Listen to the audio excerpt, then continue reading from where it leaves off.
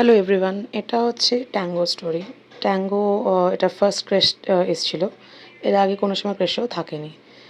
যখন প্রথম প্রথম এসেছিলো তখন খুব একটা সবার সাথে অ্যাডজাস্ট করাটার খুব ডিফিকাল্ট হয়ে যাচ্ছিলো। প্লাস যেহেতু একটা বাইটিংয়ের একটা হিস্ট্রি আছে, অ্যাগ্রেশনের হিস্ট্রি আছে, তো সবাই আমরা বুঝতে পারছিলাম না যে কীভাবে বাচ্চাটাকে আমরা কমফোর্টেবল করতে পারি। খেলনা দিয়েও হচ্ছিল না, কাছে গিয়ে বসলেও গ্রাউল করছিল, কী করা যেতে পারে। আমার এই ভিডিওটা বানানোর একটাই কারণ, সেটা হচ্ছে যে কোনো বাচ্চাকেই তার অ্যাগ্রেশনের উপর বেস করে কোনো কারণেই যেন ডিফারেন্সিয়েট না করা হয় কোনো ক্রেশে। আমরা ফ্রেন্ডস অফ অলওয়েজ এটা চেষ্টা করি যে সময় দিয়ে বাচ্চাগুলোকে অ্যাডজাস্ট করানোর, যে তুমি ঠিক আছো, তুমি সেফ আছো অ্যান্ড তুমি ভালো আছো, তুমি ভয় পেও না। আস্তে আস্তে যখন টাইম নিয়ে আমরা ওকে আস্তে আস্তে দূরে খাওয়ালাম, আস্তে আস্তে কাছে গিয়ে বসে খাওয়ালাম, সময়টা পাল্টালো।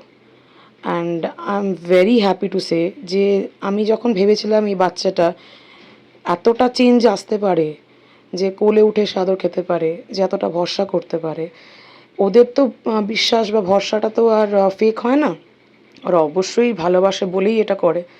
তো এটা আমাদের সব থেকে বড় পাওয়া, যে ট্যাঙ্গো আমাদেরকে তারা ভালোবেসেছে, আমাদের কোলে বসে আছে, আমাদের গায়ে উঠে আদর করছে, ওকে আদর করতে দিচ্ছে, ও যে ভরসা করে গায়ে ঠেকিয়ে রেখেছে, সেটাই সব থেকে বড়ো কথা। অ্যান্ড দ্যাট মিনস আ লট। আশা করি এরকম আরও অনেক বাচ্চা আসবে যাবে, যাদেরকে আমরা একটা বেটার স্টে দিতে পারবো, স্টার্টিং উইথ ট্যাঙ্গো।